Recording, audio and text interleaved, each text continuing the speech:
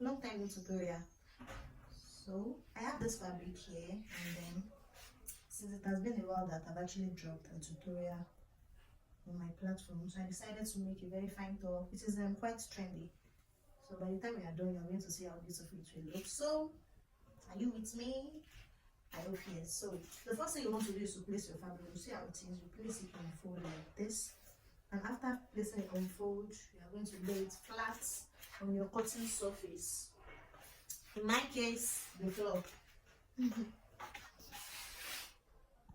So now that we are here, the first thing you want to do is to place it on fold like I said earlier, like so.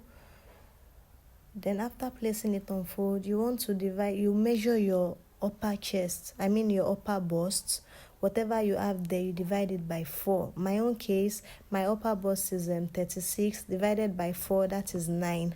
So I'm going to add 4 inches of ease to 9, that is going to be 13. Please note that I am cutting the back first. The back is going to have elastic. That is why I am adding this 4 inches of ease. So in the case of the front, we are not going to be adding any ease to it. Please just bear with this my chalk. I had already filmed the whole thing before seeing that the chalk did not really show very well. So now just go ahead and locate where you are going to get that 13 inches.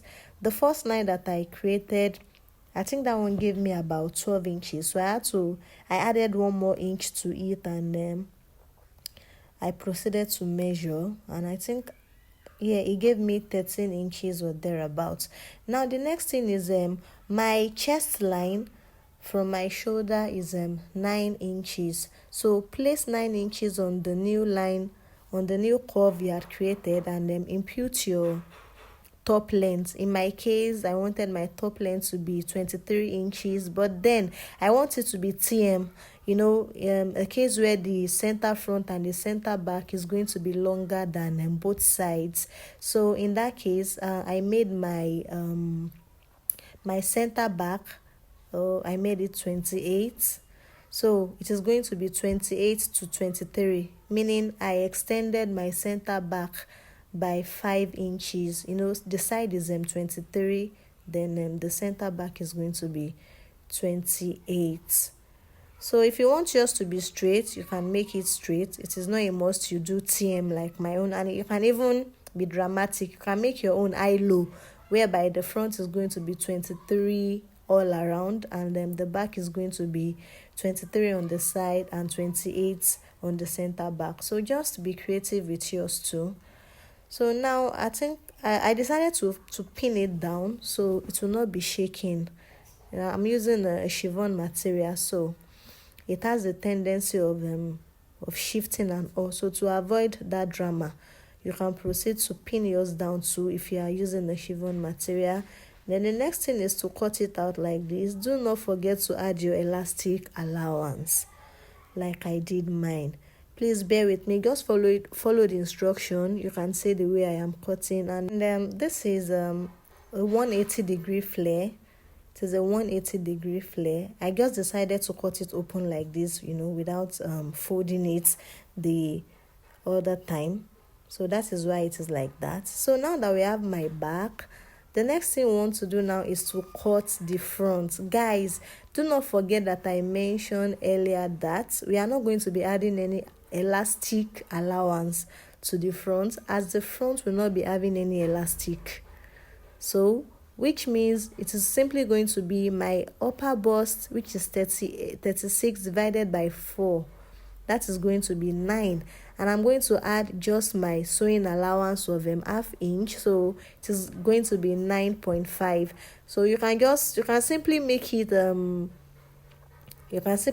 10 or 11. Just do you. Now, if you remember, that of the back is 13 inches, and I made mine 10 inches for that of the front. So you are going to proceed and measure where you are going to get that exact 10 inches. And after getting mine, I'm going to highlight it for you. Even me, I cannot see the chalk like this. I'm going to highlight it so you are going to see.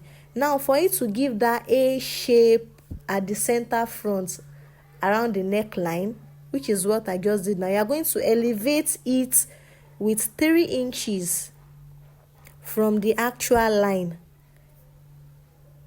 You are going to elevate it with 3 inches from the actual line. You can't really see it, but don't worry, it is going to be clear to you soon. And then make sure the side of both the front and the back, the sides are equal. You are going to join on the side. You can see this is the actual line, and then you can see the way I elevated it. Yeah, I elevated it by 3 inches. The point of elevation is where I am using that blue marker pen, while the actual line is where I highlighted with pink. So I believe it is clear like that. So which means the point of 6 is the point of pink is 6 by 6. Then I came up by 3 on the blue points. I hope it is clear. I don't know how better to explain this. And then guys, after the oating, this is what we have for the front. Now you are going to cut an elastic channel for the back. It is going to have an elastic. And then before we proceed to sew, this is what the front is going to look like. You can see the point of elevation already. It is going to look better after sewing. So the next thing is to cut us straps for the front that is going to extend to the back. So this is what we have, my strap of 2 inches, and now we are going to proceed to sew.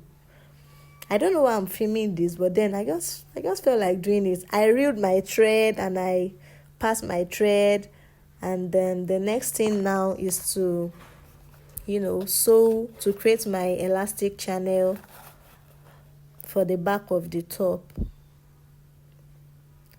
So the first thing you want to do is to sew the facing on the right side, then you flip it, you notch, and you flip it to the other side, and then create your channel.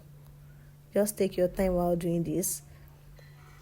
I plan to wear this top today. I don't know. I've had this fabric since. I did not know what to do with it. The inspiration just came, and I'm like, today I'm going to wear this top that I've been so much wanting to have. And guys, I'm not even going to lie, I love the outcome. So after notching, you flip it over to the wrong side and create your channel like I mentioned earlier. While doing this, you have to be very patient and careful so that it will not fold. And if you want to cut your facing, you can cut it on on bias, on flare fold. Bias fold or whatever you call it. It should not be straight, it should be curved. So now that we have our elastic channel fixed, the next thing is to pass our elastic through it.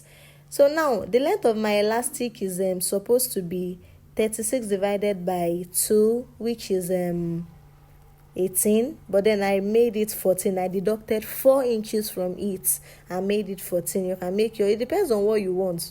There's nothing constant with this whole thing, but I'm just giving you the exact measurement that I use for mine. And you're going to secure your elastic and set the back aside. Now we are going to deal with the front. This is the strap that will cut. You are going to pipe it using the bias method like so. You fold one side, you are going to lay your front on it, and you are going to flip over the other folded side like so, and you are going to sew. Whatever you are doing, make sure you are sewing on both the lower and upper part. You can see what I'm doing here. You fold it, you place the fabric in between, and you fold it at the top and you sew. I think that was the best method I could come up with. Since the strap is going to be extending to the back, that was the best method I could come up with. So sew it all the way to the point of elevation. Then after doing that, you are going to sew the strap all the way. Please, while cutting this strap, make sure you make your length very long, longer than what you need, so that you are going to be able to adjust it to suit your body. Just proceed to do it. So this is one side I am sewing like this. So this same method is what we are going to be using for the other side. I'm going to show you a little bit of it too. Look at what we have. Now we'll proceed to the other side. Now I'm on the other side now. You're going to sew it, pass the first one to the other side. It's going to lap on each other. It has to lap on each other to give it that V effect that it has around the neck. So when you are close to the elevation point, you notch it by 1/2 inch so that it is going to enter into the strap very well.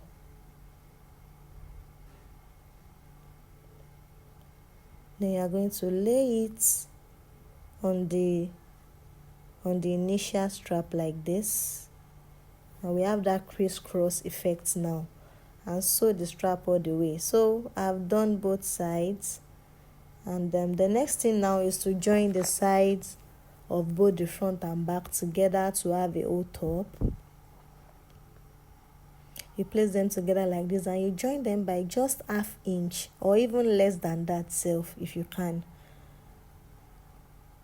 Then after joining the sides, you should proceed to weave it to give it a neat finishing.